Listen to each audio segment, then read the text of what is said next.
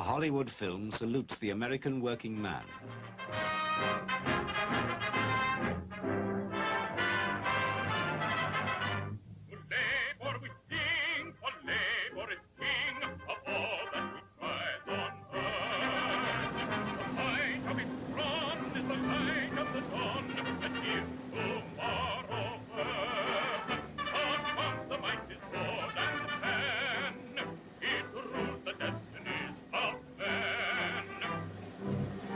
And now behold labor's triumph, the smooth, glistening body of machine, the song of victory. Here is no straining of human flesh. The spirit of steel, the joyous chant of motion, the exultant twirling of spinning wheels, the thunder of untiring pistons. It is the song of the dynamo. It is the song that labor sings in tribute to science and invention. Higher profits are being generated as fast as new machinery and production methods are introduced. But the greatest single advance is mass production itself, through the moving assembly line.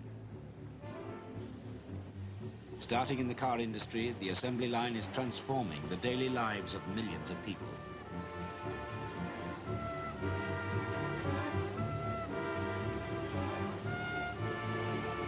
Never before has a change in the way people work brought so much wealth, but also so much alienation and conflict.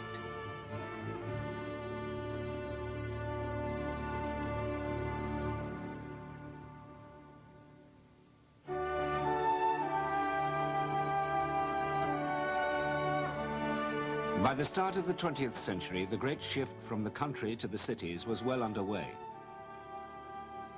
In Europe, the best-paid workers were those who'd moved to the new factories that produced the heavy machinery of the industrial age.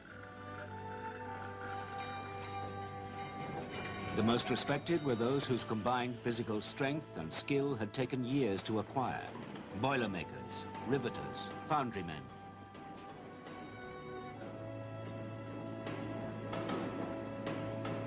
As the age of steam gave way to electricity and oil, the nature of the work to be done changed too.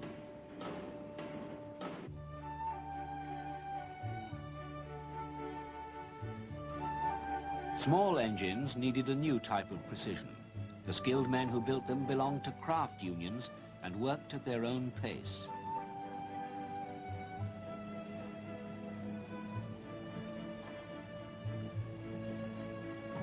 Despite the manufacturers' hopes, this was not to be the century of the motorbike. The new machine that would do most to change both the world and the way people worked was the car.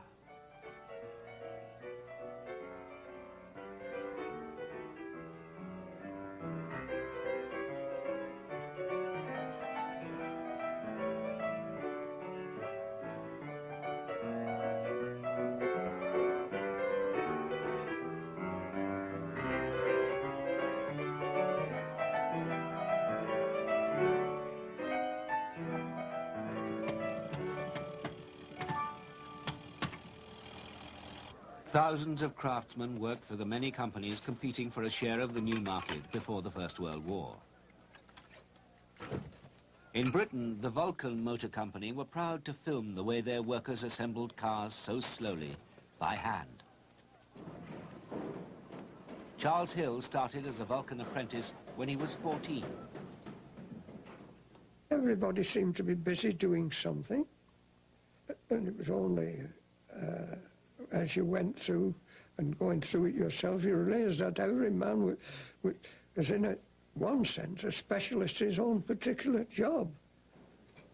There were men, skilled men there when I went there. They were there all their life to the dying day. All skilled craftsmen in their own sphere.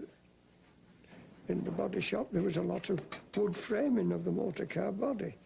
And then there was panel beaters who, to take the shape of panels on a car, it was done with hammers to bend them round and make bulbous corners. It was all done with a planishing hammer. Craftsmen controlled the way they did their work. The whole process took several weeks from start to finish. and they took pride in the results. You were walking down Lord Street, the main town, and see these cars that you'd actually worked on, and people riding in cars. And cars were more of a novelty than they are today. And it gave you an ego. It was a time when a wide gulf separated those who built cars from those who bought them.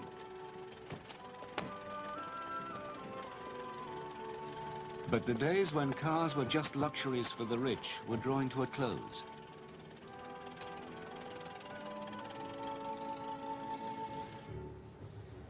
America now set the pace in engineering and production.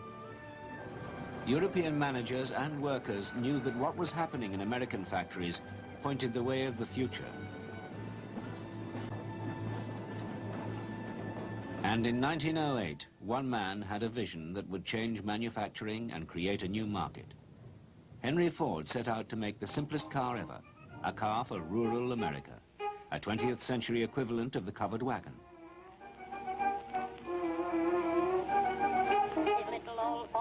Rambled right along, and the little old Ford rambled right along. The gas ran out in the big machine, but the darned little Ford don't need gasoline. The big limousine had to back downhill, but the plain little Ford is going up still. When it runs out of dope, just fill it up with soap, and the little Ford will ramble right along. To produce the Model T as cheaply as he wanted, Ford knew he had to change the way cars were built. That meant changing the way his workers worked. As he reorganized his factory to turn out Model Ts, he was influenced by the efficiency expert, Frederick Taylor.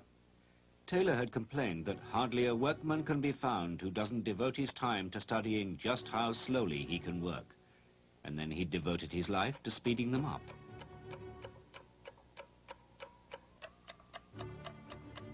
When Taylor was brought in, he first timed the workers with stopwatches and noted every movement they made. In a famous experiment at an ironworks, he reorganized a worker called Schmidt.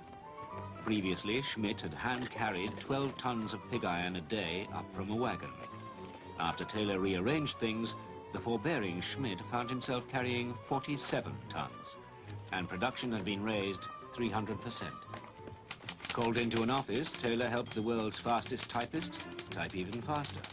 The new world record of 150 words a minute was achieved by Margaret Owen, but Taylor claimed much of the credit. At Ford's factory, Taylorism meant dividing car production into simple, repetitive steps. There was to be no need for skilled craftsmen with years of apprenticeship. Men could learn to do any job quickly. A trained wheelwright no longer made each wheel in its entirety. Wheel making was broken down into almost 100 stages, done by different men at different machines. It was much faster, but workers could still complete only 200 cars a day. So in 1913, Ford introduced his most revolutionary change yet.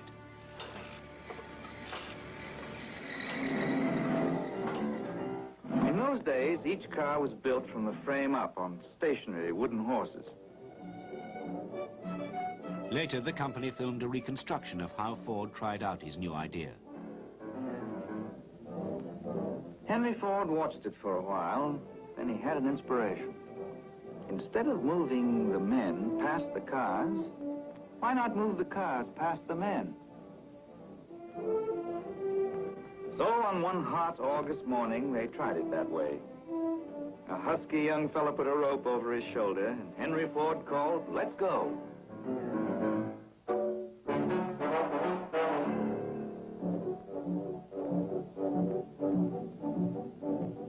And at that very moment, as the workmen began to fasten the parts onto the slowly moving car, the assembly line was born.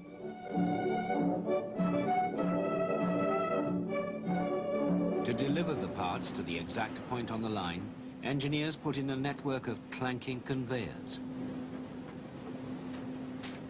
They were running for the length of the building, you know. like carrying the parts. Instead of you carrying it by hands, why the conveyors would carry it on the lines. And it was really marvelous the way things moved. That not one brain was doing that. There was a lot of brains working together. The workers became an integrated part of the great machine, and the management set the speed it ran at without discussion or negotiation, for unions were forbidden. The men faced new pressure as the final assembly line beat out the rhythm for the whole factory. There was no way they could stop or slow it down.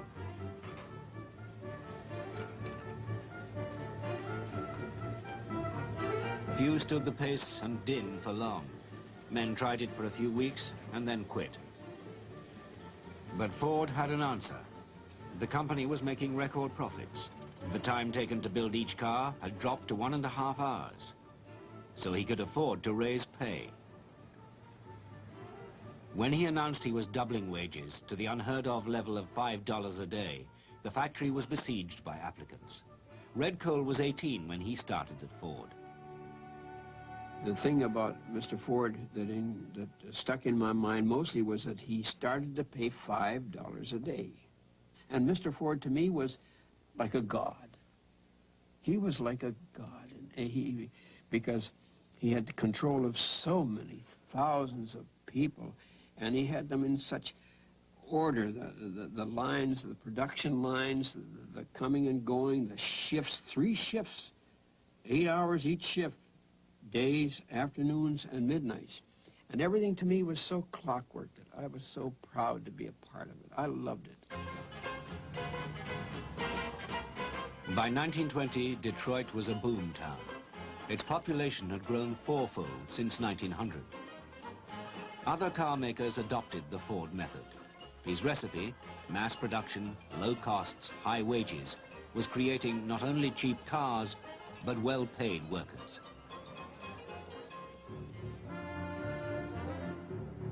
Ford built a new factory, which was the largest in the world. At the River Rouge plant, coal, iron, sand and rubber were delivered at one end, and 2,500 Model Ts a day streamed out of the other. Up to 80,000 men worked there. I was lost, you know, I was really lost with the size of it and the noise of it and where you hung your clothes.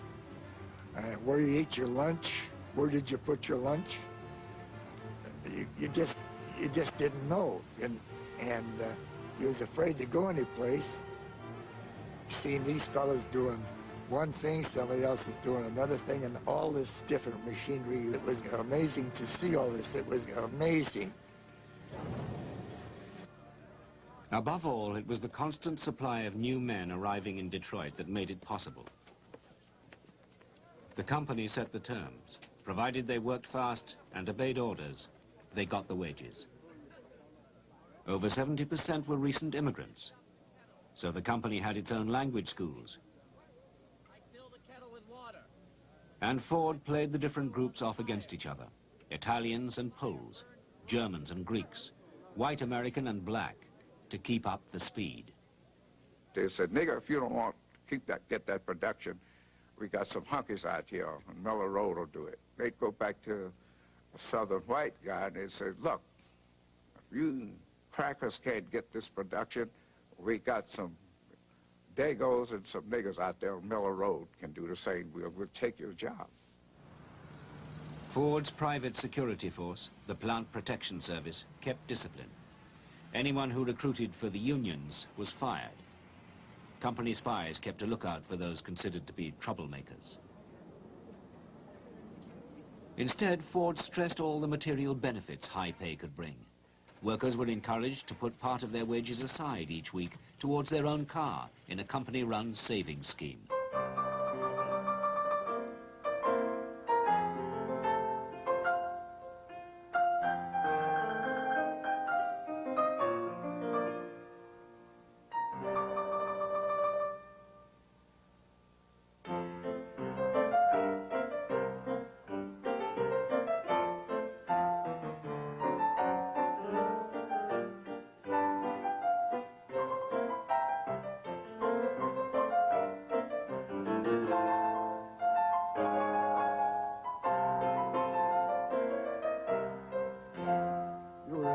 rich, you know.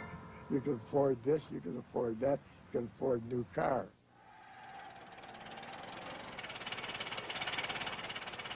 In 1924, the 10 millionth Model T rolled off the line. Ford's advertising department made the most of it. As the car was driven from coast to coast, it crossed a country that was being transformed by the moving assembly line.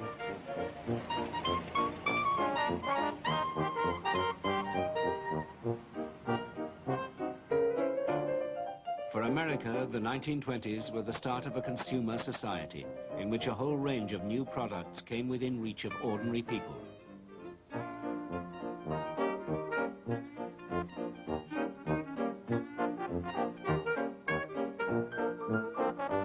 Factories now turned out furniture and ready-made clothes.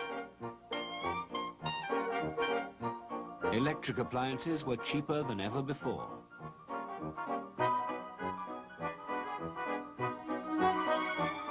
The cycle had started. Mass production was feeding mass consumption, leading to yet more production. The radio had almost as great an impact as the car, bringing advertising and popular music into the home. When a Philadelphia company wanted to make the cheapest wireless yet, they took on a new workforce.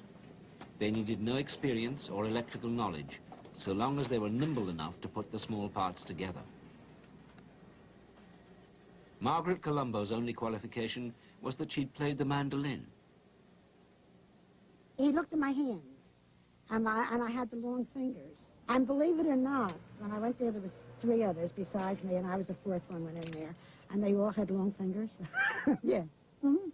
He knew that's what he wanted. He wanted the fingers. Yeah. The work was so easy to pick up that Philco workers sometimes swapped jobs just to vary the routine. When you're sitting in one spot and you're doing the same job for a couple of hundred sets, that's a lot of, and it got boring, and some of them just wasn't cut out for it. Yet I had other girlfriends that liked it.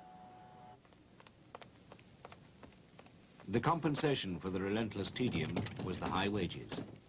By the mid-20s, 1 in 5 Americans owned a car, a figure that Britain wouldn't equal for another 40 years.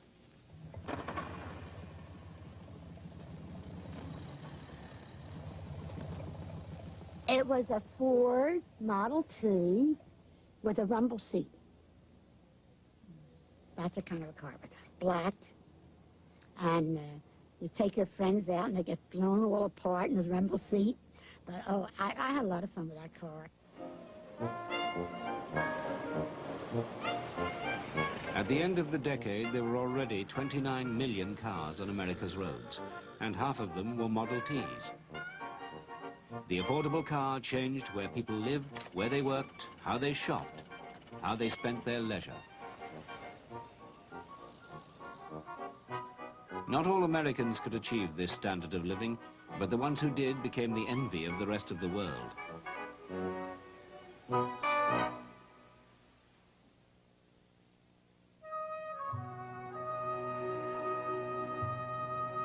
Other nations hoped the assembly line could do the same trick for their own prosperity. Italy had only 250,000 cars in the 1920s. But Fiat, in Turin, was one of the first European car firms to copy Ford.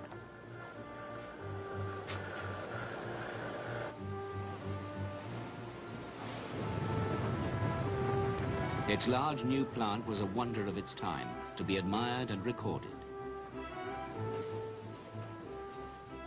From the factory's floor, spiral concrete ramps led up to a test track on the roof.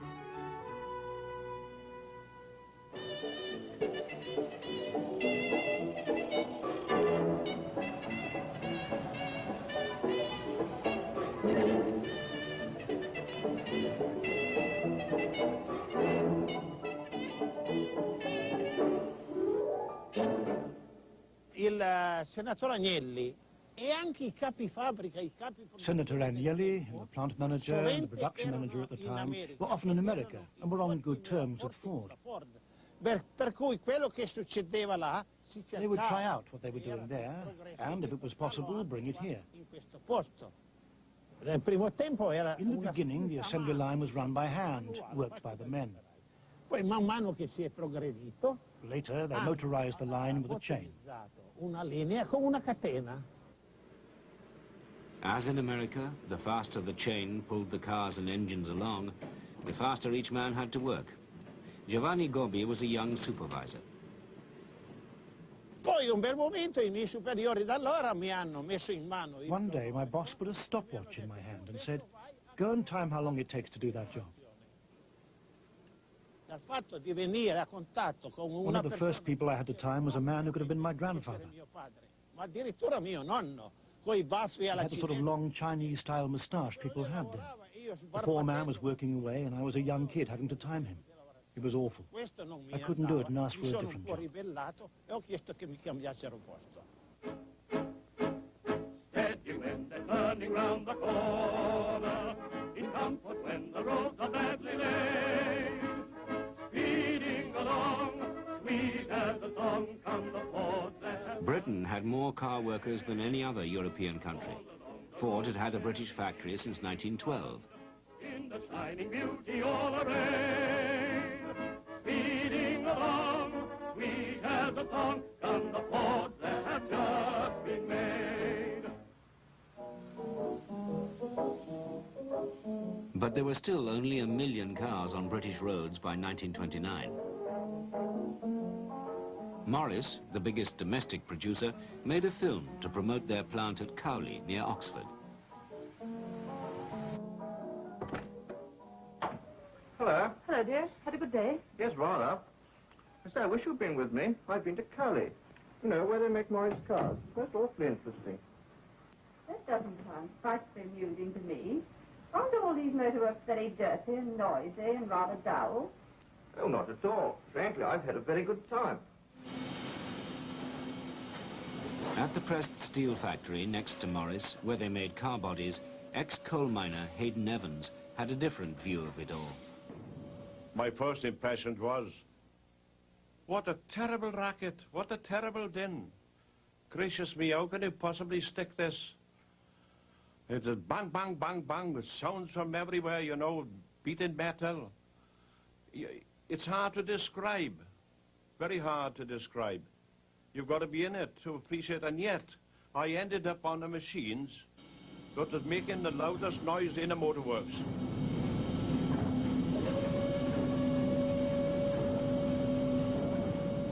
Giant presses had replaced the hammers of the early British craftsmen at Vulcan. One day I was turning these doors over, trip hammering along the door, and I tripped hammered my finger as long, the tip of it off. And I said to there was an inspector near me, I said, I think I done something to my finger. And I pulled my glove off, which had cotton gloves, and the top of it was all flattened out. Anyway, I think I had 30 shillings for and I was idle 10 days, and I went back to work. Morris workers didn't yet have a moving line.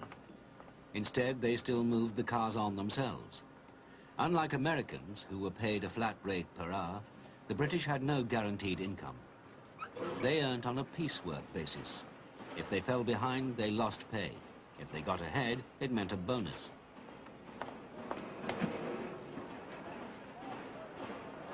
The harder you work, the more money you get. And I was fit and strong and willing, and I wanted to get there where the harder I worked, the more I'd have. I was only there, I only wanted, like other people, I was only there for one purpose, to get the money. Car industry pay packets were envied by other workers. As in America, the car towns were islands of prosperity as the Depression was starting. There was houses being built all around Oxford, different estates, Sunnyside Estate, Florence Park Estates, different estates.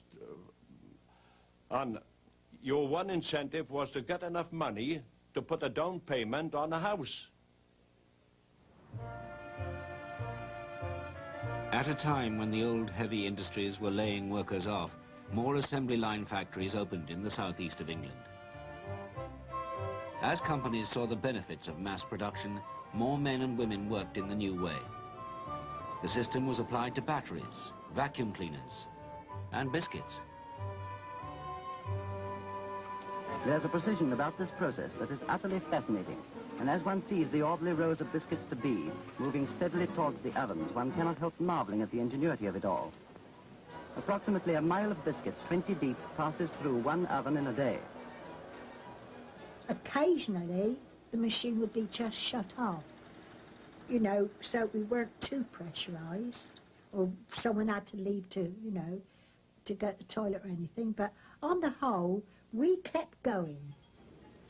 We'd use both hands. Whack, whack, whack, whack. It's quick. You can do really very, very quickly.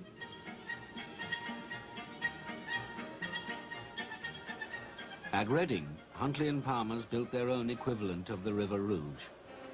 Flour, butter and sugar poured in at one end. From the other streamed assorted biscuits. 3,000 worked there. It wasn't the same every day. Sometimes, as I say, it would be almonds, sometimes just cherries, sometimes it'd be cherry and angelica. You see, it did vary. Employers tried to keep unions out. Workers had to accept insecurity and sudden stoppages. The foreman himself would come round and tell us that no more work on Saturday. We would be closed, shut out. And sometimes it would be a Saturday morning and a Monday all day, which we didn't care for because money-wise that made us very short. The buying power of British wages was only a fifth as high as in America. The best paid still went to work on foot or by bicycle. Only the middle class could afford to buy the cars that were being produced. Today, a woman uses the family car to take the children to school or to drive round to the shops. The car helps her to get through her daily routine quicker, leaving more time for exercise and enjoyment. It puts the country swimming pool within her reach, or takes her out to a golf course or tennis club in the afternoon. And now let's look at some of the additional accessories you can obtain for your Ford car. A combined sun visor and vanity mirror, so handy either for powdering your nose or keeping it from getting sunburnt.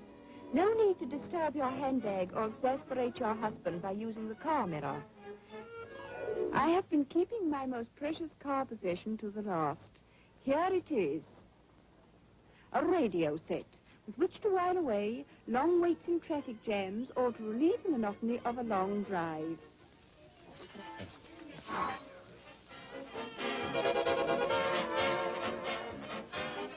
Though British employers didn't share the American boss's belief that paying high wages led to general growth, the consumer society was starting to cross the Atlantic. This is the home of the radio gramophone. Hundreds of cabinets slowly moving on to completion. All components of the radio set are distributed by conveyors. We will just take a peep into the recording studio where Jack Hilton and his band are rehearsing. How's that for balance, George? It's not so bad. I think we ought to have the violins up a little bit weak, you know. A bit nearer. A little more violins.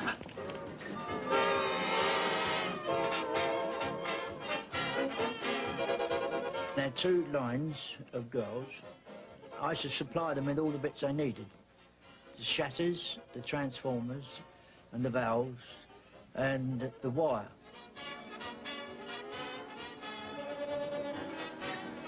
When the girls finished the wireless sets, I used to check them over, inspect them.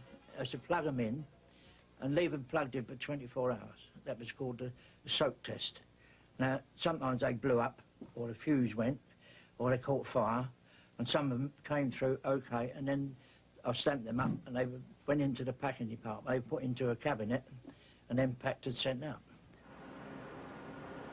They could never understand why it was called a wireless, because when you looked in the back of it, there was millions of wires all over. I said, how can you call that a wireless?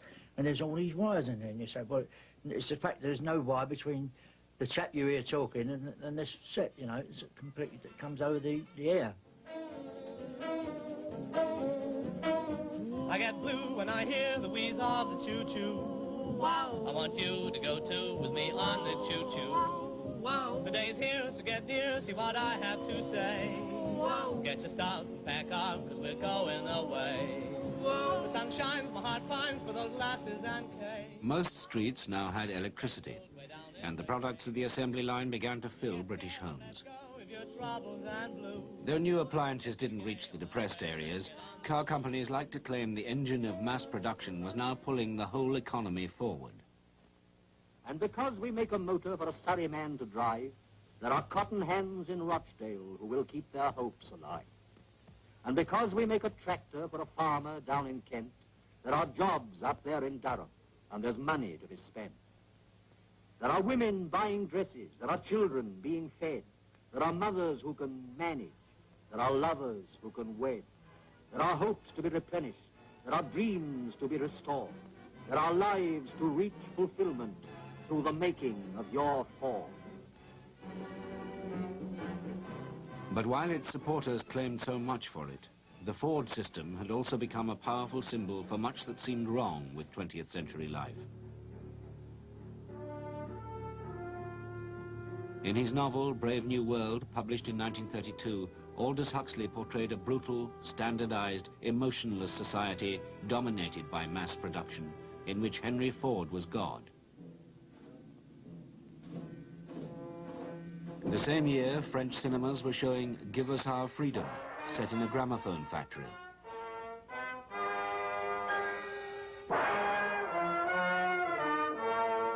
It satirized the effect of the line. Tyrannical managers watched over timid workers in prison uniforms.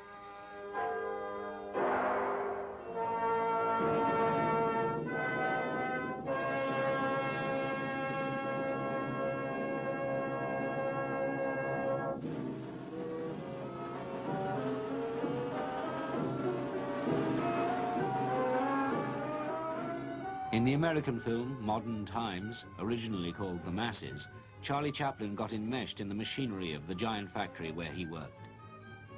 As efficiency experts increased the speed, he went berserk, seized by the jerking motions of his job.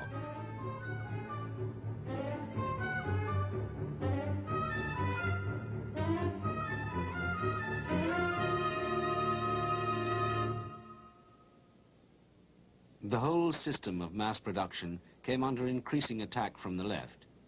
When the Marxist artist Diego Rivera painted a mural of the River Rouge plant for a new Detroit art gallery, he showed sullen, angry workers in the clamor and din of huge machines. Paul Botin was one of the faces in the picture. He managed to capture some of my physical characteristics. My family says my nose has never been that long, but I don't know. Maybe it is. The machines are perfect designs, And in the faces of the workers, he wanted his models to recognize themselves, to see some part of themselves. The strength that was shown on the faces of the workers seemed intimidating to some people, because if they came off the wall with their strong muscles and their muscular brows, they may prove dangerous. Some Detroit industrialists saw the mural as left-wing propaganda and wanted it whitewashed over. And in every country that now made cars on the assembly line, workers began to give voice to their anger. You had become an animal, worse than a plain chunk of meat. You felt a complete frustration and isolation. On a tant de pièces à faire dans une heure. We had a certain number of parts to assemble each hour. You had to do it. No sooner did you finish one part than another one arrived. No stopping allowed. Il ne faut pas s'arrêter. The worker was just like a machine. With the machine, you push a button and it works non-stop. The worker just had to keep up. The whole place was laid out to get the greatest number of cars out in the shortest possible time, irrespective of what that meant as far as the worker was concerned. The worker was really part of the machinery, was in fact a robot. Eddie Froh worked at Ford in Britain. In the 1930s, the level of frustration grew. British car workers also had no unions and could be laid off if sales fell or a new plant was being installed. Agitation often came from those who'd known unions in other industries, like the young man who'd come by motorbike from the South Wales coalfield, Aidan Evans. All these unskilled jobs in the press steel were all treated equal. And they had the same conditions, the same troubles, the same grievances. So you had a united people with no representation, nobody to answer for them. Right, we'll have a union. After a strike, pressed steel finally recognized the union and agreed higher wages. It was a breakthrough for British car workers.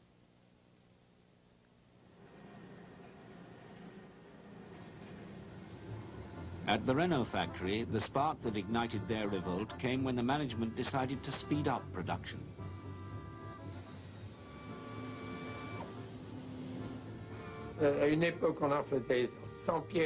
One time we were assembling 100 parts an hour. Then the management decided to up the pace, and we had to do 110, then 120. Inevitably, things snapped. We'd had enough. We weren't machines.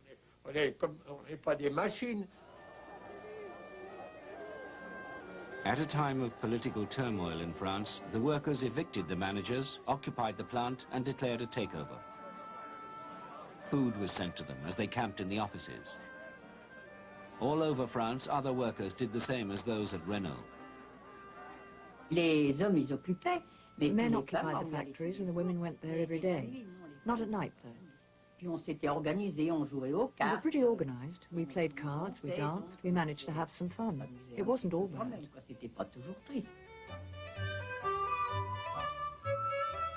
The Renault workers had discovered their collective power.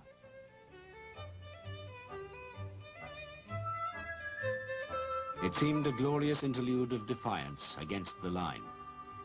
After several weeks, the management capitulated.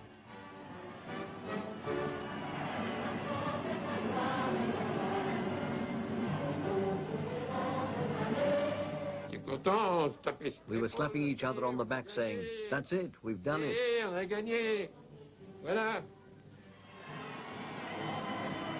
French workers won higher wages, a 40-hour week, and an annual holiday for the first time. It's hard to believe, but out of 120 of us, there was only one who'd ever been on holiday. We packed our bags and went off to look at the sea. I was from Brittany and lived 30 kilometers from the sea, but I'd never seen it. It was quite a sight, seeing grown people playing like children.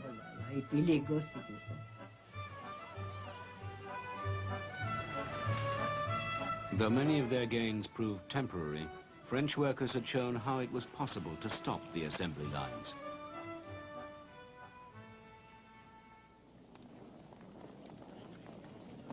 Under the fascist regimes of Germany and Italy, any challenge was impossible. In Italy, Fiat was able to cut wages and increase hours in the 1930s because unions were illegal.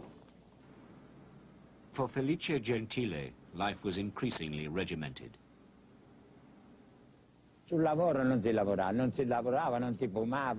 the job we'd work, how we'd work. You couldn't go for a smoke. Even when a man went to the toilet, they'd check to see if he was genuine or just wanted to slip off work for a chat. And if he did stop to chat and a guard came by or the manager and caught him there in the toilet, he'd be fired. There was nothing you could do about it.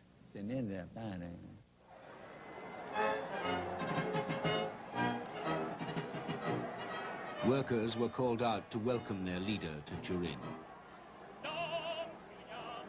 Motor engineering and design represented national prestige and dynamism, and Mussolini took a close interest in what the assembly lines could do for fascism. Italians were offered a national system of workers' clubs and recreational facilities instead of unions and conflict. The communal benefits were meant to substitute for the larger individual pay packets workers had heard about from immigrants to America.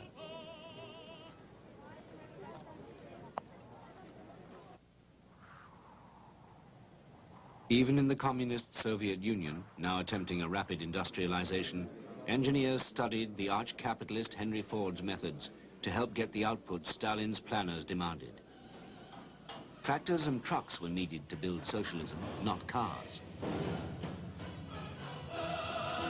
But the new factories that rolled them out in ever-increasing numbers were planned on Detroit lines with advice from Ford engineers.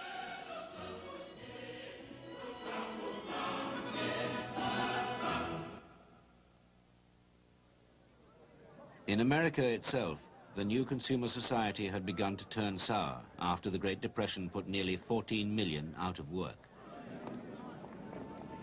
At first, the car companies managed to keep going, and unemployed men from all over the country converged on Detroit, hoping they could still find work there. Thousands waited outside the River Rouge plant. Paul Botin, already laid off once, waited along with the rest to get his old job back. People stayed and stayed and stayed in desperation, and when you looked into their eyes,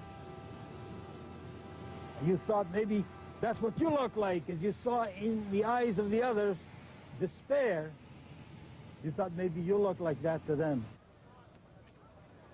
Even those who counted themselves lucky still to be in work saw their conditions worsen. The line was run faster. Workers were put on short time, and rates of pay were cut.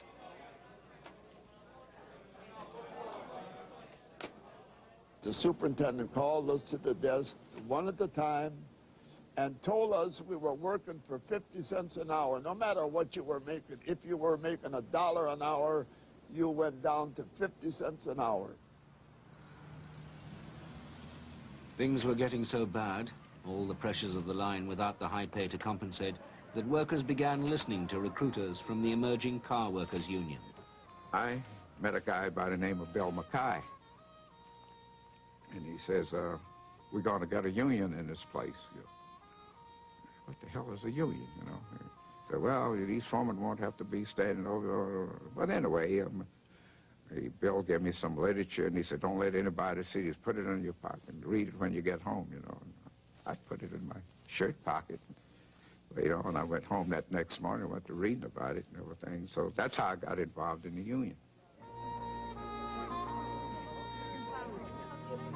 But with so much unemployment, the union organizers found recruiting hard. Then in 1932, the River Rouge factory virtually stopped production. The closures provoked a clash between workers and the company that was to provide a legend for the labor movement. Out of many meetings and many discussions, it was decided that they would have a hunger march on Ford to let Ford know that he'd promised us $5 a day, and he'd closed the plant without any explanation whatsoever. Now, we had got permission to march through Detroit. When we got to this corner here, Miller and Dix, the fireworks started. Hoses started to pour ice water on top of us, and there was a cordon of police right across Miller Road proper, acting as a barricade. Right in this spot in here, there were piles of coal. And some of the people got on top of the piles of coal, and they threw the coals back at the police and at the company people on the other side of the fence. The march went on towards Gate 3, and that's where men were shot.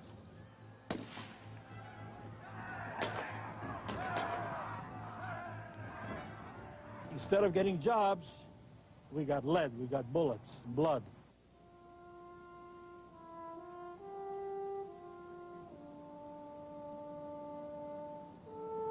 Four demonstrators were shot dead by police outside the Ford plant. The Miller Road martyrs, as they were seen, helped draw public attention to the car workers' case.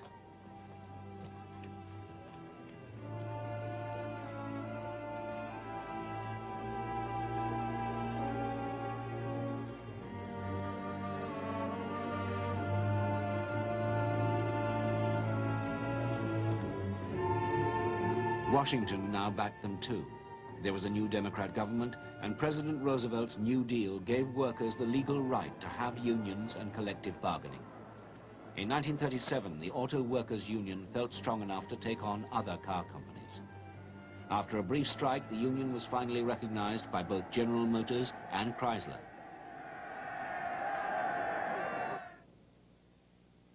Only Henry Ford, the original inventor of the assembly line, still held out against the unions.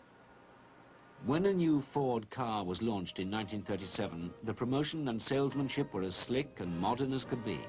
Dealers were summoned to have their enthusiasm whipped up.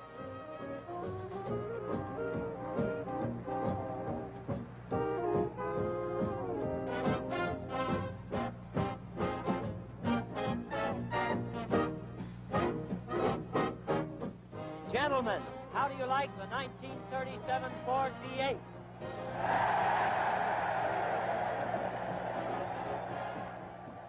But while the company boasted how advanced the car was, they still dealt with their workers in the same old authoritarian way. The union's tactics grew bolder. The union had a 1914 Model T Ford with a brass radiator on it, and had a great big sign on the top of it. It said, "More modern than Ford's labor policy." And I was driving it this day. We got up to the old administration building where Ford had his office, and I accidentally, on purpose, stalled it right in the driveway.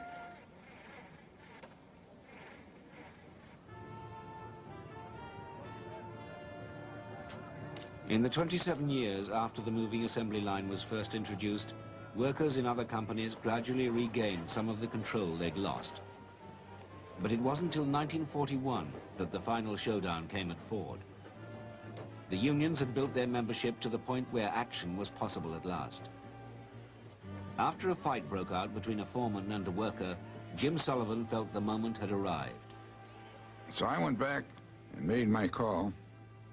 I told Mike Whitman, I said, "Mike, it's now or never. They're ready. I can take them out." One of my first acts was to go up and push a red button to stop the line. I had a foreman named Jim Barberie. He rushed over. "What the hell do you think you're doing?" So strike, strike. Everybody went to holler, "Strike, strike, strike." The world's biggest car plant ground to a halt. I felt real good. I said, boy, I really done a job, you know? I was dancing the jig. I made history. I shut down the Ford Motor Company. After the strike, the union had a legal contract with the company. From then on, all workers had to belong to the union. Changes to the speed of the line and work practices were to be jointly negotiated. The Ford contract, so hard won, became a model for the rest of American industry.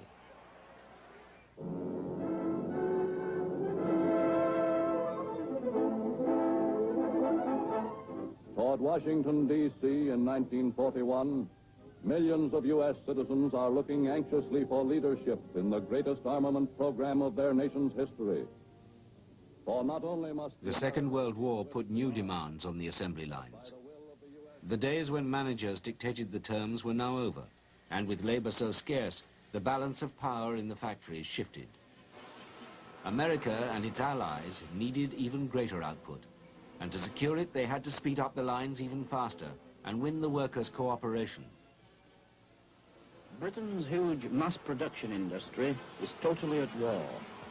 To mend the factories, every available man and woman who is not under arms is at work. Never before in Britain's history has production been so high. They're all in it together. It was American methods that were still held up as the example to follow. British trade unionists were taken across the Atlantic to see what Fordism could do when it was aircraft that were being mass-produced. In 1 year alone, 96,000 planes were turned out in America, many by the car companies. There's a whole line of these machines. That's the American idea, mass production. And it's just what is needed in wartime, too. It was a wonderful sight. And And here was a finished wing coming to meet its fuselage. Here was production as I'd heard about it. And it was also a chance to see the American workers' standard of living that they'd heard about. It was my last night with the family. Ellen was getting dinner ready. A right smart little kitchen she had to work in. Everything easy to hand. And the living room. What a comfortable place. In this land of automobiles, people think nothing of living 20 miles away from where they work. At the end of the war, American workers were still the best paid in the world. As the first to work on the assembly line, they'd also been the first to come to terms with it. In other countries, people would still have to live through many of the same battles for control before they could agree how to share the profits and reap the full benefits of a consumer society.